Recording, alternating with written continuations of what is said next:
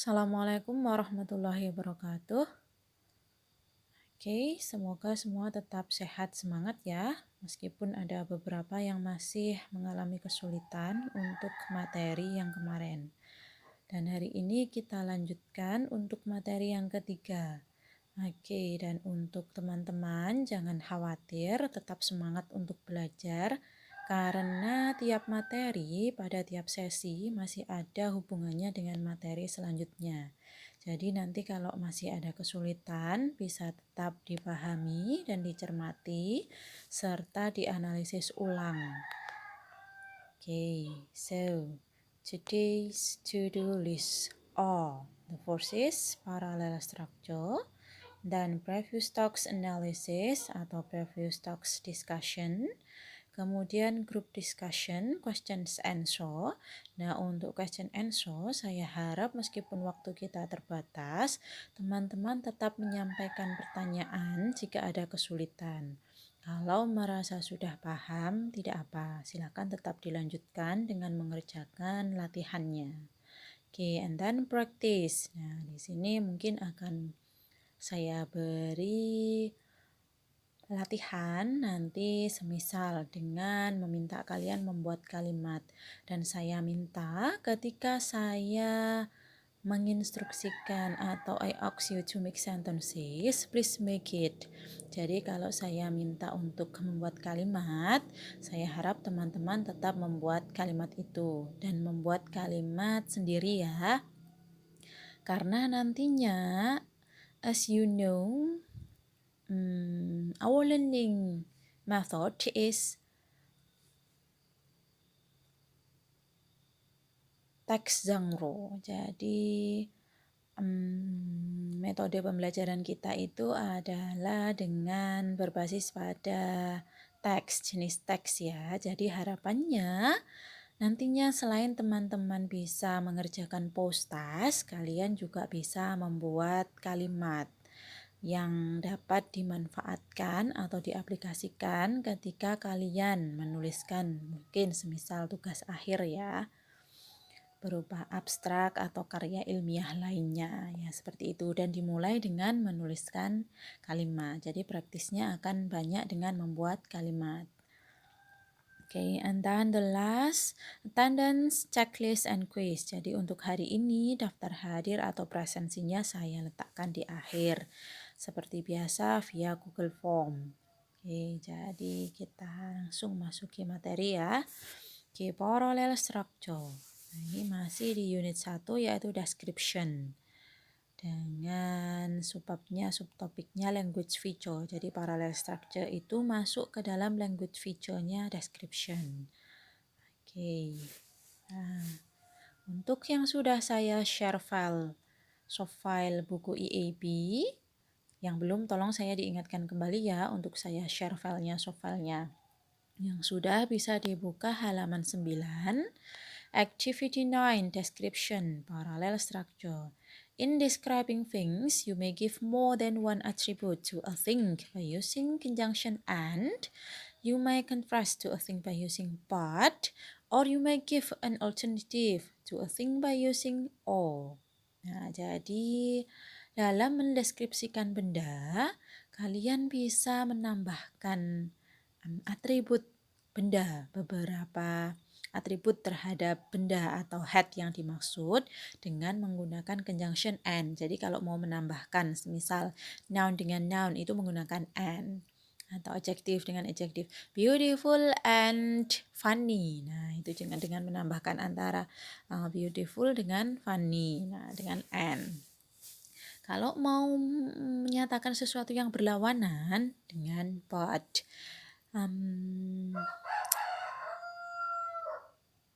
He is handsome but not very kind. Nah, itu dengan but.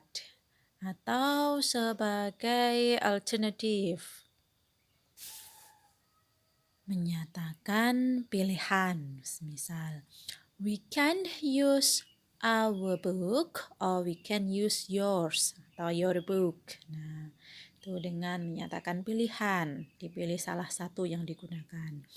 In this situation, you need to make a things parallel. Nah, jadi kalau mau menambahkan ataupun menyatakan sesuatu yang berlawanan atau menyatakan pilihan, kedua hal atau lebih yang digabungkan itu harus paralel atau setara gitu ya. Nah, with these conjunctions, you will combine a noun with the same category of a noun. Nah, jadi noun dengan noun. This book or that book. Nah, jadi book ya. Itu kan masuk noun. Kalau ada this dengan the, masuk karena lebih dari satu kata berarti masuk phrase. Nah, itu bisa. A verb with the same category of a verb. Nah, ataukah you want to take it or leave it. Nah, take atau leave. Nah, itu berarti verb dengan verb. Karena take it or leave it itu bentuk kalimat perintah, berarti dia antara clause dengan clause atau sentence dengan sentence seperti itu. Nah, nanti kita akan lihat ke contohnya lebih detail. A phrase with the same category of a phrase, a sentence with a sentence, etc. Nah, ini hanya yang saya beri masukkan dalam box berwarna-warni ini hanya beberapa contohnya. Jadi kalau noun dengan noun itu berarti dia masuk ke kata dengan kata. Verb ini juga kategori kata. Phrase dengan phrase ini rangkaian kata atau sentence dengan sentence. Clause dengan clause. Okay, next. Definition. Parallel structure means that when information in a sentence is given as a list of or a series, all components of that list or series must be grammatically parallel or equal. There may be only two components or there may be more than two. Nah, jadi ini maksudnya kalau kita dalam kalimat itu atau kalimat itu sendiri rangkaian berupa rangkaian lebih dari satu ya. Kalau kalimat lebih dari satu kalimat, kalau benda yang disebutkan lebih dari satu benda. Nah, ini lebih dari satu ya. Lebih dari satu atau lebih dari dua. Contoh dalam bahasa Indonesia semisal saya ke pasar membeli brokoli, sawi, wortel, cabai. Nah, itu berarti dan. Nah, Ibu pergi, saya mau pesan minuman. Nah, minuman yang kamu inginkan jus stroberi atau jus anggur. Nah, itu berarti menyatakan pilihan. Contoh dalam Indonesianya seperti itu. Faktanya ketika kita berkomunikasi sehari-hari, pasti kalimat yang kita gunakan itu bukan kalimat simple. Jadi nggak mungkin hanya, kamu mau apa? Nah, seperti itu nggak mungkin ya. Pasti kalimatnya panjang. Entah itu berupa menggabungkan, menanyakan pilihan, atau berlawanan. Nah, dengan but itu tadi, banyak kalimatnya ya. Oke, nah optionnya yang kita pakai itu bisa dengan words. Nah, seperti yang sudah saya sampaikan di awal pertemuan kita bahwa words itu ada 8 jenis words itu ya. Tetapi yang dipakai dalam parallel structure biasanya pilihannya berupa antara noun dengan noun. Buku, buah-buahan, dan sebagainya itu masuknya ke noun. Atau adjektif dengan adjektif menyatakan Bapak yang kita temui tadi atau administrasi UPT Bahasa itu orangnya ramah dan cantik. Atau orang yang kita temui kemarin kelihatannya galak dan tidak bersahabat. Nah, itu masuknya ke adjektif. Atau adverb dengan adverb. Nah, dilihat dari kepribadiannya, dia memiliki kinerja yang cekatan, atau bekerja dengan cepat dan juga bekerja dengan teliti. Nah, bekerja dengan teliti dan dengan cepat. Nah, itu masuk ke adverb. Atau dia tipe orang yang bekerja dengan cepat, atau dia tipe orang yang bekerja dengan lambat tetapi benar. Nah, itu pilihan. Nah, seperti itu variasinya. Jadi untuk parallel structure itu contohnya seperti itu. Jadi kalau kita ngomong kata yang dimasukkan dalam paralel adalah beberapa jenis kata ini. Nah, untuk kata kita sudah pelajari ya. Sedangkan untuk noun phrase, nah phrase yang biasa digunakan itu adalah noun phrase atau prepositional phrase. Nah, ini sudah kita bahas untuk noun phrase itu yang kemarin. Pelan-pelan kita akan mulai analisis. Coba meskipun tidak diminta, silakan ketika kalian melihat kalimat, oh ini masuk ke noun phrase, ini masuk ke kata. Nah, ini sebagai kalau verb itu berarti dia kata. Nah, bisa dianalisis sendiri. Ketika mulai membaca ketika kalian melihat teks bahasa Inggris. Nah, seperti itu. Belajarnya seperti itu. Tidak harus dari tugas yang saya berikan. Nah, banyak sumber ya, bisa dari berita atau artikel. Teman-teman ini kan semua pasti punya media sosial. Nah, coba nanti kalau ada tulisan bahasa Inggris, yang dipilih bacaan yang bahasa Inggris saja untuk melatih analisisnya. Oke. Nantinya ketika kalian terbiasa membaca teks dalam bahasa Inggris, meskipun bukan berupa soal ya, ketika dihadapkan dengan soal, hal itu akan lebih mudah. Oh, ini kalimat ini ada yang kurang apanya? Subjeknya. Oh, kalimat ini yang kurang objeknya. Oh, kalimat ini tidak ada verbnya, akan menjadi ganjal. Berarti yang kita butuhkan adalah ini. Nah, seperti itu. Oke, jadi noun phrase sudah ya. Prepositional phrase itu adalah yang diawali preposisi. Meskipun di itu ada noun phrase, tetapi kalau diawali preposisi, dia akan menjadi prepositional phrase. Contohnya apa? Saya punya noun phrase, the kitchen atau the book. Nah, kalau saya tambah preposisi, in the book atau in the kitchen. Nah, under the book. Nah, itu in front of the kitchen. Berarti menjadi prepositional phrase. Tetapi kalau hanya the kitchen, the book, itu hanya noun phrase. Seperti itu. Ibu di mana? Where is mother? Where is your mother? She is in the kitchen. Nah, berarti itu prepositional phrase. She is in the kitchen and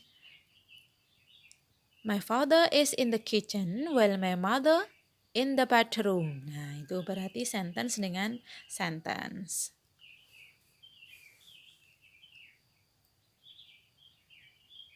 Atau bisa, please put the book in my room and in your room. Nah, berarti itu prepositional phrase dengan prepositional phrase. Tolong letakkan bukunya di dalam ruanganku dan di dalam kamarku dan di dalam kamarmu. Nah, itu contohnya. Please put the book in my room and in your room. Nah, seperti itu. Yang ketiga adalah clause dengan clause. Nah, nanti kita akan bahas pelan-pelan. Clause itu ada dua, yaitu independent clause dengan dependent clause. Independent clause itu adalah klausa yang bisa berdiri sendiri, yang biasa kita sebut sebagai sentence. Nah, sementara dependent clause itu kalimat itu sudah memahamkan, tetapi tidak bisa berdiri sendiri, masih janggal. Nah, apakah bedanya? Akan kita bahas selanjutnya. Oke. Kita bahas dulu untuk contoh parallel structure. Nah, antara word dengan word, phrase dengan phrase, dan clause dengan clause. Nah, kalau word dengan word adalah there are few places in the world where a visitor can find such a rich variety of natural and historical. Nah, kalau natural dengan historical ini berarti adjektif dengan adjektif. Nah, historical beauty, entertainment, and culture. Nah, kalau beauty, entertainment, and culture ini adalah noun dengan noun. Nah, sebagai awal pembelajaran, kita kan tidak bisa asal menebak apakah kata ini masuk ke dalam noun, apakah kata ini masuk ke dalam adjektif, apakah kata ini masuk dalam adverb. Oke. Karena kita belum memiliki bisa mencirikan atau memiliki banyak vocabulary, silahkan untuk membedakan ini kalian punya bekal kamus. Nah, baik itu kamus digital atau berupa hardbook, hard file. Nah, silakan ya, saya harap semua punya kamus. Nah, sebagai pembelajaran kalau kalian ragu, ini yang diparalelkan masuk kata apa ya? Dibuka kamusnya. Atau apa kalau kalian curiga itu kata, dibuka kamusnya. Nah, di situ akan ada tulisan. Kalau V berarti dia adalah verb. Kalau N berarti dia adalah noun. Nah, oke. Okay, next time I'll give you the example. Saya akan tampilkan dalam layar untuk melihat jenis kata dalam kamus. Nah, supaya kalian terbiasa ya. Jadi untuk tiap sesi silahkan kalian punya bekal kamus. Nah, coba dibuka-buka deh. Nanti di dalam kamus itu setiap kata pasti di dalam bracket atau parenthesis pasti ada keterangan V, N, atau adjektif, adj kayak gitu, adv, adverb, nah seperti itu. Oke, jadi kamus ya modalnya. Dan kalian harus curiga kalau dia parallel structure ada penanda koma. Nah, berarti ada hal yang ditambahkan atau menjadi pilihan atau dilawankan atau berlawanan. Okay, phrase.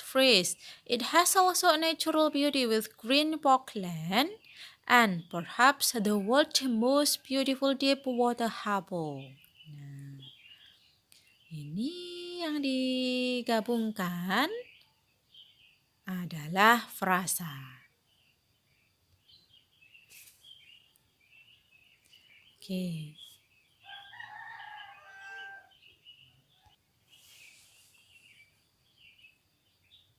Oke, phrase karena ini rangkaian kata ya. Green Parkland. Nah, kalau dengan with Green Parkland itu akan menjadi prepositional phrase. Kalau hanya Green Parkland dia adalah noun phrase. Nah, seperti itu. Karena with adalah preposisi. Nah, untuk yang masih bingung tentang phrase ya. The world most beautiful deep water harbor. Untuk Green Parkland itu headnya di Parklandnya. Kalau the world most beautiful deep water harbor. Jadi harbor itu adalah headnya atau intinya, nounnya. Yang mau diomong kan harbor gitu aja atau Parkland and harbor gitu aja. Tetapi tidak diberi keterangan tambahan. Parkland yang mana? Green. Nah, itu sebagai premodifier karena letaknya di depan. Nah, ini harbor yang seperti apa? The world most beautiful deep water. Jadi yang paling cantik dan di dunia dan memiliki kedalaman air yang dalam, air yang dalam. Nah, itu adalah keterangannya atau modifiernya. Nah, itu untuk phrase ya. Nanti bisa dianalisis dengan banyak membaca dan dianalisis sendiri. Oke. Clause, take it or leave it. Nah, ini disebut clause. Bukan saya bilang sentence-nya karena kalau clause itu ada dua. Independent clause dengan dependent clause. Nah, ini adalah dependent karena ketika memisahkan kalimat atau klausa-klausa ini sudah bisa berdiri sendiri. Take it. Nah, itu sudah kalimat perintah ya. Leave it, itu sudah memahamkan. Nah, jadi ini sentence dengan sentence atau independent clause dengan independent clause. Nah, bentuknya imperative sentence. Subjeknya adalah you. You take it atau you leave it. Nah, itu silakan dibuka kembali. Oke, nah ini adalah samples of parallel structure. Ini saya berikan contoh dengan membandingkan antara yang paralel dengan yang not paralel. Bisa dicermati ya. Saya tetap akan memberikan contoh dalam bahasa Inggris, tetapi akan saya Indonesiakan. Atau nanti kalian bisa menanyakan di dalam chat kita, apakah seperti ini masuk ke dalam paralel, mem? Silahkan, tidak apa-apa. Nah, oke. Untuk contohnya, not parallel. Students were asked to do their assignment quickly, accurately, and in detailed manner. Nah, ini karena ada tanda koma-koma, yang di koma adalah quickly sebagai adverb, accurately sebagai adverb of manner ya ini. Dari quick dan accurate, adjective plus lay menjadi adverb of manner. Nah, ini akan untuk adverb of manner kita bahas nanti detailnya. Ini saya masukkan sebagai contoh dalam parallel structure.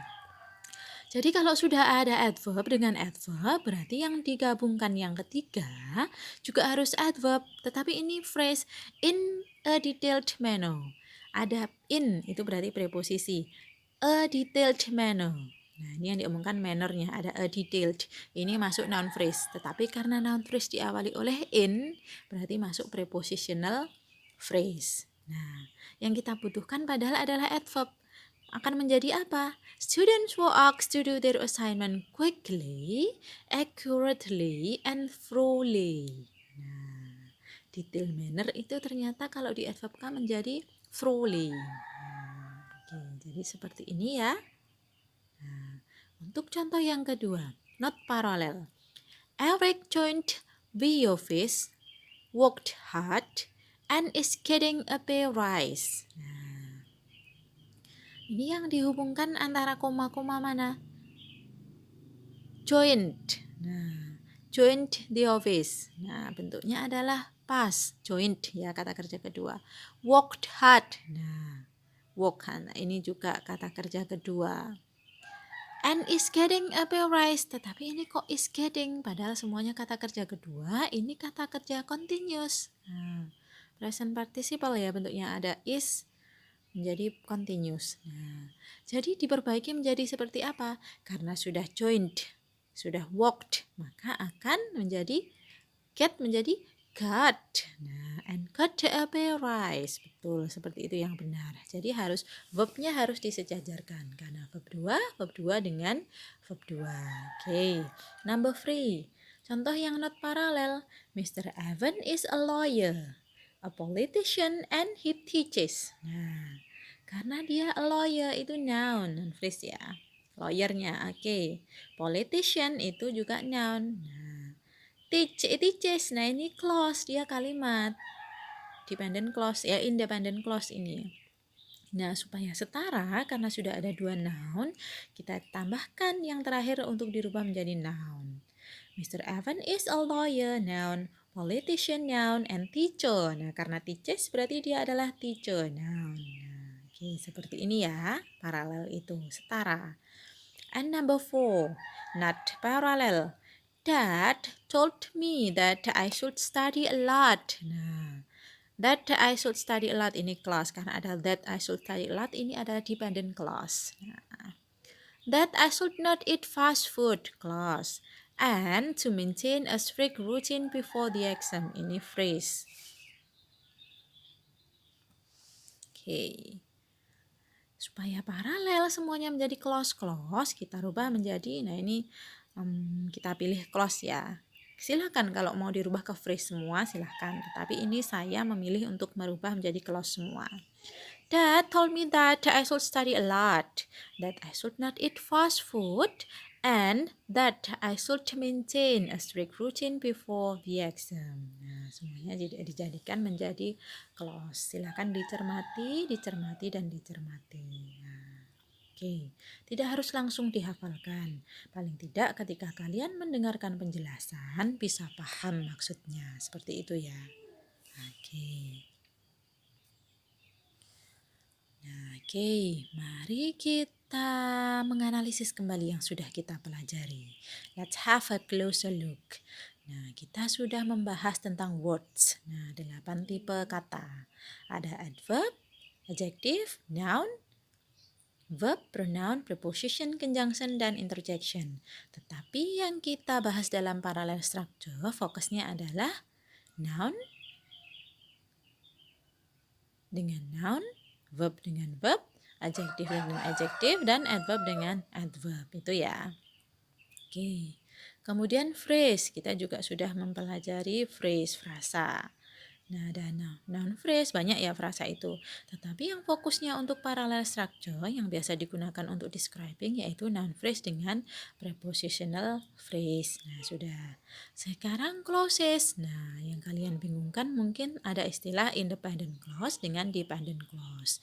Padahal kalau dibagi lagi, independent clause itu ada banyak. Simple sentence, nah, compound sentence, complex sentence, compound complex sentence. Dependent clause itu ada noun clause, adjective clause, ada adverbial clause. Nah, sekarang kita ke pattern aja. Untuk pattern ini saya gunakan adalah yang simple sentence. Oke, jadi kita fokus ke clause dulu. Clause itu ada 2. Clauses ada 2, independent dengan dependent. Formulanya, umumnya kalau kita ngomong clause, kalau word itu kan dia hanya satu kata, karena dia rangkaian huruf. Kalau phrase dia rangkaian kata, tetapi dia tidak punya subject verb. But remember, tapi ingat ketika kita sudah ngomong clause atau sentence, dia minimal punya subjek dan verb. Itu yang harus diingat ya. Kadang teman-teman itu terkecohnya seperti itu. Ketika diminta membuat sentence, memang benar tampak panjang dan memahamkan. Tetapi kalimat itu hanya punya subjek dan objek. Kehilangan verbnya. Oke, sekarang kita pelajari dulu, baru kita kembali ke sentence kalian. Oke, independent versus dependent. Clauses are groups of words that do contain subjects and verbs. Independent clauses can stand alone as complete sentences. Dependent clauses cannot stand alone because they contain words that make them dependent. If you remove the word that makes a clause dependent, the clause can stand alone as a sentence. Ya, jadi intinya gini. Ingat, kalau klausa itu adalah rangkaian huruf, rangkaian kata, groups of words. Nah, rangkaian kata itu setidaknya memiliki subjek dan verb. Nah, ini yang harus diingat ya. Independent clause itu bisa dikategorikan atau bisa berdiri sendiri. Makanya dia disebut sebagai sentence. Tetapi dependent clause tidak bisa berdiri sendiri karena ada kata yang menyebabkan dia harus bergantung untuk menjadi sentence. Oke, sekarang kita masuk ke contohnya. Saya punya yang atas adalah dependent. Nah, diingat ya, yang untuk nomor 1, 2 itu adalah dependent. Kemudian akan kita ubah menjadi independent. Nah, oke. The sentence atau the clause is, after she had finished her homework. Nah, after she had finished her homework. Nah, ini after itu adalah subordinate conjunction. Ini saya menggarisbawahi terlalu panjang ya, harusnya dipisah. After itu adalah subordinate conjunction. Nah, itu adalah kata hubung, subordinate. Kemudian she itu adalah subject. Had finished itu adalah verb. Nah, ini konjugatif ya verbnya, jadi tergantung tensesnya. Ini saya memakai had finished berarti perfect. Her homework adalah objek atau complement. Nah, itu adalah dependent. Jadi kalimat ini tidak bisa berdiri sendiri. Akan berubah menjadi independent kalau kita hilangkan subordinate conjunction-nya menjadi she sebagai subjek, had finished sebagai verb, her homework sebagai objek. Ya. Jadi kalau dalam klausa itu diawali subordinate conjunction, itu akan menjadi dependent clause. Jadi harus bergantung dengan kalimat lain. Kalimat ini klausa ini akan menjadi kalimat kalau diawali semisal Mother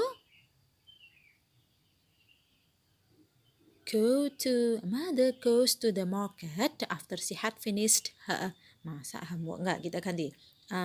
Rina go to her friend house after she had finished her homework. Jadi Rina goes to her friend after she had finished her homework. Jadi si Rina itu pergi ke rumah temannya setelah dia menyelesaikan tugasnya. Baru akan jadi sentence. Tetapi kalau hanya after she had finished her homework, itu akan menjadi dependent. Gitu, diingat ya. Dia masih bergantung. Kecuali kalau kita tambahi klausa lagi. Rina goes to her friend house. Nah, itu baru akan menjadi sentence. Nah, yang dependent ini bisa kita rubah menjadi independent. Berarti simple sentence ya. Kalau kita hilangkan after-nya. Oke, jadi seperti itu. Contoh yang kedua. Although the bear is able to sprint rapidly. Nah, ini dependent. Akan menjadi ini kan masih kalau kita baca ini kalimatnya gantung gitu ya. Although the bear is able to sprint rapidly, meskipun bisa bergelantungan dengan cepat gitu ya. Jadi masih gantung. Kenapa kok bisa begitu? Nah, kecuali kalau kalimatnya menjadi the bear is able to sprint rapidly. Nah, seperti itu.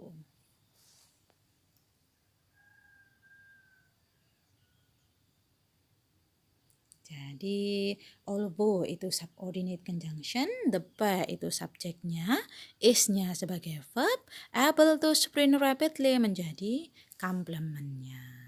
Oke. Kalau itu dependent akan berubah menjadi independent kalau kita hilangkan conjunction although-nya. Ya, menjadi the bear subjeknya, is verb-nya, able to sprint rapidly. Ya, komplemennya. Oke, jadi silakan dicermati pelan-pelan. Ini adalah perbedaan independen dengan dependent. Nah, ini nanti akan kita bahas lebih dalam lagi ke dalam bahasan conjunction. Nah, seperti itu ya. Oke, paling tidak kalian sudah mengenal polanya dan juga susunannya. Oke. Kita analisis simple sentence. Nah, saya masih masuk ke kalimat sederhana ya. Sebenarnya kalau dilihat dari contoh, teman-teman itu sudah banyak membuat contoh kalimat compound sentence, complex sentence. Jadi kalimatnya itu sudah tidak simple lagi. Tetapi kita mulai analisis supaya kita bisa membuat kalimat dan tahu komponen kalimat yang kita buat. Kita mulai dengan kalimat yang sederhana dulu. Oke. Step 1, tentukan subjeknya apa. Nah, di sini adalah Sydney. Kemudian apa verb formnya? Nah, di sini adalah to be, is. Kemudian komplemennya, objeknya apa? Baik direct objek ataupun indirect, objek langsung ataupun tidak langsung. Nah, di sini komplemennya panjang sekali dari Australia's oldest, largest, and liveliest state capital. Padahal intinya Sydney is capital gitu ya, state capital. Nah, tapi ini diberi keterangan tambahan. Jadi komplemennya adalah Australia until capital. With a population of semuanya ini Australia sampai 3 millions ini adalah komplement. Nah, oke, ini yang saya garis bawah capital adalah head noun-nya, intinya. Nah, yang sebelum capital Australia sampai state itu adalah pre-modifier. Setelah noun with a population of over 3 millions ini adalah post modifier. Kalau kalian masih bingung membedakan apa yang bisa menjadi pre dan post modifier, silakan dilihat kembali. PPT yang saya share itu ada ketentuannya. Yang bisa menjadi pre modifier itu apa, yang bisa menjadi post modifier itu apa saja. Oke, dibuka lagi ya. Nah, ini complement in form of noun phrase. Nah, complementnya berupa noun phrase. Pre-modifiernya adalah Australia sampai ke state. Head-nya adalah capital. Post modifiernya with a population. Tuh, sampai 3 millions berupa prepositional phrase post modifiernya. Karena diawali oleh preposisi yaitu with. Nah, seperti itu ya. Oke. Silakan dicermati. Oke, next.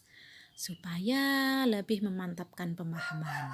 Untuk latihan kemarin, kita akan discuss dan saya share untuk jawabannya. Identify the noun phrase of the sentence. Descriptive text is a text that describe a person, place, or things. Nah, ini manakah noun phrase-nya? Nah, ternyata noun phrase-nya adalah descriptive text. Bukan text that ya, meskipun text that dengan that describe itu rangkaian kata, tetapi dia tidak memahamkan. Dan mana intinya yang bisa menjadi inti mana? Nah, tidak bisa. Yaitu yang tepat adalah descriptive text, intinya di teksnya. Deskriptifnya adjektif, nah memodifieri text, seperti itu. Kalau that text that describe, nah meskipun dia hanya berupa rangkaian kata, tetapi harus memahamkan ya. Oke. Nomor 2, identify the noun phrase. I know it is a very small house, but it is the best place I have ever seen. Very small house dengan the best place. Jadi dua-duanya itu benar noun phrase. Kalau have ever seen itu bukan, itu verb phrase. Verb. A very small house, ini intinya di house-nya. Ada a sebagai artikel, very, small, modifier house-nya. The best place, ada determiner the, place-nya sebagai head-nya atau intinya. Ya, jadi ini ya jawabannya. Kemudian ini phrase atau clause. Nah, why I call Wakatobi as the best diving site ever. Nah, sesudah dapat materi independen dengan dependent pasti tahu dong ini apa phrase atau clause. Jelas ini adalah clause karena dia punya subjek I dan juga call verb. Nah, ini disebut dependent karena ada kata why, subordinate conjunction. Nah, itu. Why I call Wakatobi as the best diving site ever. Nah, karena ada subordinate conjunction why, maka dia disebut dependent clause. Identify whether it is a phrase or clause due to the lack of soil erosion. Nah, kita lihat apakah dia punya subjek. The lack of soil erosion bisa jadi subjek. Nah, due to itu conjunction atau preposition. Ternyata due to itu adalah preposisi, bukan conjunction ya. Dan dia nggak punya verb, berarti dia masuk phrase. Ya, dia adalah prepositional phrase. Oke. Nggak punya subjek verb, berarti bukan clause. Nah, identify whether it is a phrase or a clause. My sister has been going to primary school there. Nah, my sister sebagai subjek bisa ada verbnya has been going. Nah, berarti punya verb dia. To primary school there. Ada komplementnya. Nah, berarti dia masuk apa? Clause. Independent atau dependent? Independent. Karena dia nggak diawali subordinate conjunction. Nah, oke. My sister langsung. Kecuali di awalnya ada when my sister atau although my sister. Nah, oke. Seperti itu. Gitu ya. Jelas. Di sini jelas ya. Semakin jelas seharusnya. Identify whether it is a phrase or clause for adapting more sustainable practices. Nah, ini ada for preposisi ya, diawali preposisi bukan conjunction. Nah, berarti kita harus curiga kalau ini phrase. Adapting more sustainable practice, dia nggak punya verb loh ya, nggak ada. Ini bisa jadi subjek tapi nggak bisa jadi verb. Berarti dia pasti phrase, apalagi diawali preposisi, berarti prepositional phrase. Identify whether it is a phrase or a clause. Will, have been, being. Nah, tampaknya memang punya verb, tapi apakah dia punya subjek? Tidak. Jadi tidak bisa dikategorikan sebagai clause. Dia adalah phrase, yaitu verb phrase. Oke, seperti itu ya. Analisis sederhana seperti ini sebenarnya soal untuk wujud soal post-testnya tidak persis seperti ini, tetapi dengan kalian bisa menganalisis manakah subjek sentence, manakah verb sentence, manakah objek atau complement sentence, dan ini bentuk kata atau phrase, kalimat atau phrase, klausa atau phrase, itu akan memudahkan kalian dalam menjawab soal. Jadi kalian tahu bagian apa yang hilang, jadi yang harus dicari jawabannya apa untuk melengkapi itu. Jadi seperti itu ya. Ini memudahkan kalian. Okay, so many thanks. And it is time to practice, but remember, meskipun pada tiap akhir sesi saya memberikan latihan, kalian tidak harus berfokus ke latihan itu. Tetap kerjakan, tetapi fokusnya adalah pemahaman. Jadi silahkan tanyakan dahulu jika kalian merasa ada yang perlu ditanyakan. Dan saya tidak membatasi sumber. Sekali lagi, materi tidak hanya berasal dari saya. Silahkan kalau teman-teman merasa penjelasan saya kurang, kalian cari materi di luar. Ya, apalagi sistem daring seperti ini ya, saya tidak menjamin dengan penjelasan saya saja teman-teman sudah akan paham dengan materi. Jadi alhamdulillah kalau memang dengan penjelasan kalian sudah bisa paham. Tetapi kalau merasa belum paham, silahkan saya membuka kesempatan kalian bertanya ke saya karena memang saya pengampu kelas ini. Tetapi kalau kalian mau mencari sumber lain, itu akan lebih baik. Dan saya saya asumsikan mencari sumber lain bukan berarti menambah tanggungan ya. Itu akan menambah ilmu kalian. Seperti itu ya. Oke, jadi feel free to ask guys. Oke, and supaya teman-teman saya lihat sudah melihat kalimat teman-teman kemarin. Ada yang sudah benar, sudah baik susunannya, sudah memiliki subjek, verb, dan juga complement. Tetapi ada yang masih teledor, entah itu karena salah menulis atau apa. Ada kalimat yang hanya mempunyai subjek objek, tidak ada verbnya. Atau ada kalimat yang dia punya verb dan to be, tetapi bentuknya tidak continuous. Jadi verb dan to be itu kalau datang bersamaan harus berupa rangkaian ya. Semisal, she is go to the market, itu tidak boleh. Ada is, ada go. Tetapi kalau she is going to the market, itu boleh. Jadi kita analisis dulu kalimat kalian yang sudah kalian buat kemarin. Analyze your previous sentence patterns. Analisis di sini maksudnya kita tentukan subjek kalian itu mana, verb kalian itu mana, complement kalian itu mana, dan complementnya berupa frasa apa. Nah, seperti yang sudah saya contohkan tadi ya, kita analisis sentence dulu. Baru yang untuk terakhir nanti silakan mengisikan daftar hadirnya. Okay, so thank you guys, and let's go back to our group.